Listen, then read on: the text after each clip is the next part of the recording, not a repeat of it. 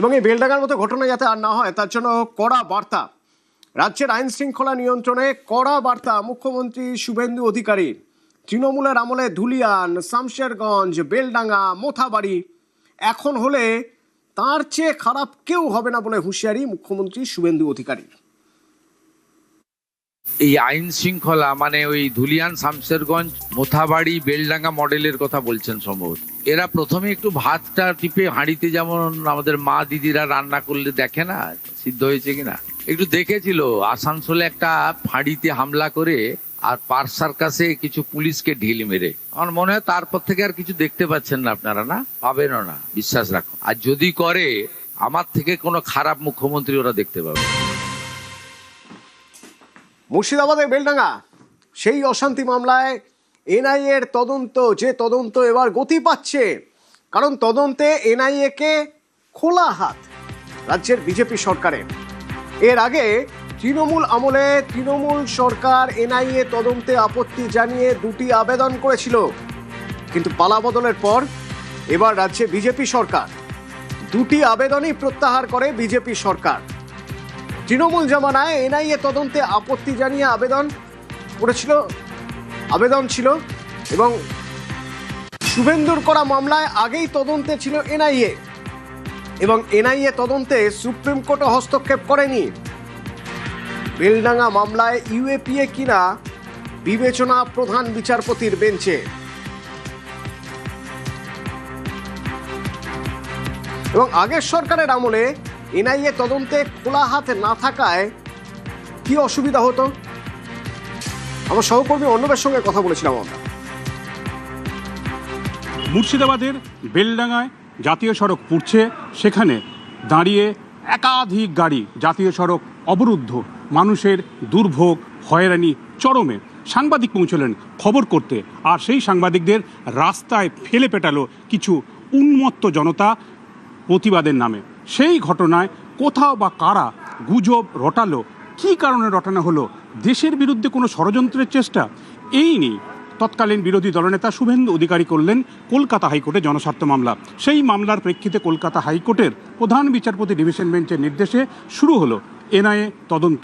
কিন্তু এনআইএ তদন্ত করতে গিয়ে প্রতি পদে পদে পেল বাধা। কি বাধা? শুরুতেই এই এনআইএ তদন্ত করতে গিয়ে বেলডাঙ্গায় যখন পৌঁছালো এনআইএর টিম, সেক্ষেত্রে তাদের দেওয়া হলো না কেস ডায়েরি না পাওয়ার কারণে তদন্ত শুরু করতে বিলম্ব হলো। যে কোনো ঘটনার যত সময় গড়ায় ততই কিন্তু প্রমাণ আস্তে আস্তে লোপাট পেতে থাকে। এনআইএর সঙ্গে তদন্তে কোনো রকম সহযোগিতা করবে না রাজ্য সরকার, এরকম একটা স্ট্যান্ড নিল তৎকালীন তৃণমূল কংগ্রেস জামানার রাজ্য সরকার।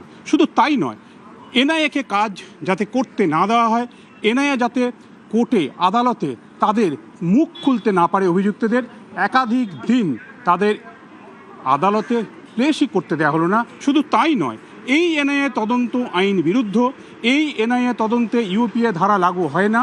সরাসরি কলকাতা হাইকোর্টেই মামলা করে বসলো তৎকালীন রাজ্য সরকার। সেই মামলায় হাইকোর্ট সরাসরি কোনো হস্তক্ষেপ না করার কারণে জল পৌঁছে গেল শীর্ষ আদালতে। সুপ্রিম কোর্টে গিয়ে তৎকালীন রাজ্য সরকার বলল, এই এনআইএ তদন্তে রাজ্যের আপত্তি রয়েছে, এই এনআইএ তদন্ত হয় না। রাজ্য সরকারের যে তদন্ত, অর্থাৎ তাদের পুলিশের যে তদন্ত, সেই তদন্ত কি চলতে দিতে হবে। তাহলে কি অভিযুক্তদের সঙ্গে রাজনৈতিক কোনো সমীকরণ ছিল এই তৃণমূল কংগ্রেসের সেখানকার নেতা কর্মী বা কারণ প্রতি পদে পদে একটা তদন্ত যখন এগোচ্ছে কেন্দ্রীয় এজেন্সি, সেক্ষেত্রে বাধা দেওয়া হয়েছে। শুক্রবার কলকাতা হাইকোর্টে নতুন বিজেপি সরকার রাজ্যের তৎকালীন যে স্ট্যান্ড ছিল সেই স্ট্যান্ড সম্পূর্ণ ছুঁড়ে ফেলে দিয়ে নতুন করে অবস্থান জানালো, এবং তৎকালীন তৃণমূল কংগ্রেস রাজ্য সরকারের যে আবেদনগুলি কলকাতা হাইকোর্টে ছিল, যা এই এনআইএ তদন্তে বাধা সৃষ্টি করেছিল বারবার, সেই আবেদন প্রত্যাহার করে নিল। আর এই প্রত্যাহারের মধ্যে দিয়ে এনআইএ তদন্তে সরাসরি খোলা হাত দিল নতুন রাজ্য সরকার। আসল অপরাধীরা, আসল আরকাঠিরা এবার কি জালে আসবে? উত্তর দেবে সময়। ক্যামেরায় গোপাল ওঝার সঙ্গে অর্ণব হাজরা, নিউজ 18 বাংলা, কলকাতা।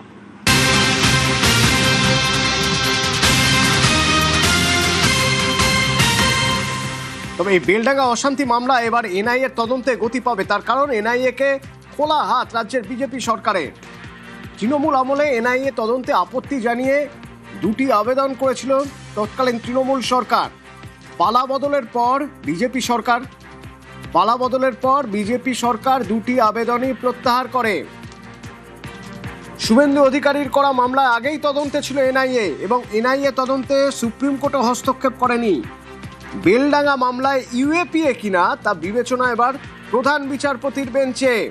এবং এই অবস্থায় আগের সরকারের আমলে এনআইএ তদন্তে খোলা হাত না থাকায় কি কি অসুবিধা হতো অর্ণব তো আপনাদের জানালো। এবার এই যে এনআইএ তদন্তে এখন আর বাধা রইল না, তাতে কি সুবিধা হলো তা নিয়েও কথা বলেছিলাম অর্ণবের সঙ্গে। শুক্রবার কলকাতা হাইকোর্টে এনআইএর তরফে প্রাথমিক তদন্তের অগ্রগতির আকারে জানানো হয়েছে বেলডাঙ্গার যে অশান্তি, সেই অশান্তির ঘটনায় ইউএপিএ বা দেশদ্রোহিতার মামলা রুজু করে তদন্ত এগিয়ে নিয়ে যাওয়ার মতো রসদ রয়েছে, তা প্রাথমিকভাবে তারা খুঁজে পেয়েছে। কিন্তু ইউএপিএ ধারা লাগু করে এই তদন্ত এগোবে কিনা সে নিয়ে কলকাতা হাইকোর্ট পরবর্তী শুনানি করেই এ বিষয়ে নির্দিষ্ট সিদ্ধান্তে উপনীত হবে, এমনটাই জানিয়েছে। তবে এনআইএ তদন্তে খোলা হাত দিয়েছে নতুন রাজ্য সরকার, আর এতেই এনআইএর এই তদন্ত যে আরও গতি পাবে তা বলার অপেক্ষা রাখে না। রাজ্য সম্পূর্ণ সহযোগিতা করার কারণে এই তদন্তে প্রয়োজনে এ রাজ্যের যে কোনো জেলায় যে কোনো সময় এনআইএ টিম পৌঁছে যেতে পারবে। তদন্তে যে কাউকে তারা জিজ্ঞাসাবাদ করতে পারবে, যা ছিল না আগের সরকারের আমলে।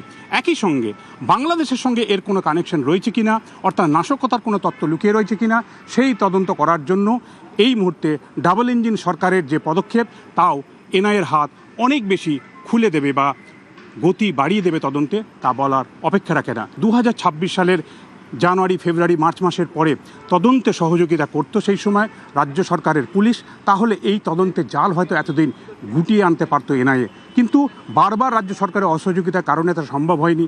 এখন রাজ্যের পুলিশ, রাজ্যের এজেন্সি, একই সঙ্গে রাজ্যের আদার্স বিভিন্ন ইনফ্রাস্ট্রাকচার সাপোর্ট এনআইএর হাতে যদি তুলে দেয় রাজ্য সরকার, সেক্ষেত্রে এনআইএ এই তদন্তকে আরও অনেক বেশি প্রসারিত করতে পারবে।